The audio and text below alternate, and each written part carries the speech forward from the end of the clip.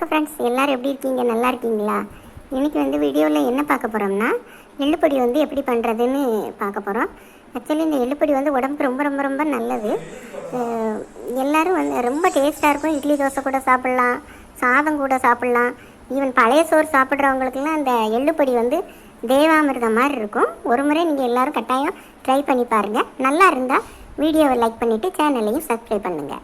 வாங்க வீடியோக்குள்ளே போகலாம்.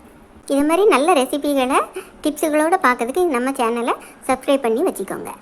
ஃபஸ்ட்டு இதுக்கு தேவையான பொருட்கள் என்னென்னு பார்த்துடலாம். ஃபஸ்ட்டு எள்ளு நான் 200 கிராம் எடுத்திருக்கேன். எள்ளு, உப்பு, புளி, வத்தல், பூண்டு, கருவேப்பிலை, இவ்வளவு தான் தேவையான பொருட்கள். ரொம்ப சிம்பிளான ரெசிபி தான். எல்லா பொருட்களும் நம்ம வீட்டில் கண்டிப்பாக இருக்கும். ஸோ இதெல்லாம் எடுத்துக்கணும். முதல்ல உப்பு, புளி, காரம்லாம் அவங்கவுங்க டேஸ்ட்டுக்கு கூட குறைய போட்டுக்கலாம்.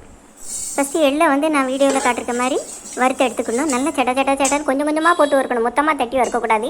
எப்போவுமே எள்ளை கொஞ்சம் கொஞ்சமாக தான் போட்டு வறுக்கணும். எள்ளு வறுக்கிறது சடன்னு பொரியும். அது வரை வறுக்கணும் எள்ளை.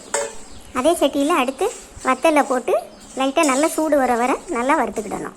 வறுக்க வேண்டியது இந்த ரெண்டும் தான். நல்லா வறுத்து ஆற வச்சுருங்க.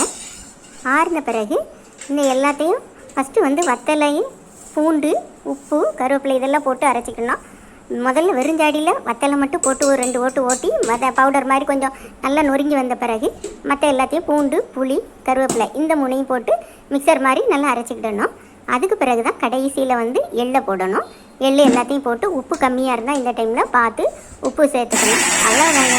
இந்த எள்ளு பொடி ரொம்ப சிம்பிள். 10 நிமிஷத்தில் செஞ்சிடலாம். ஆறுறதுக்கு தான் டைம் ஆகும். மற்றபடி இதில் வேலையே கிடையாது.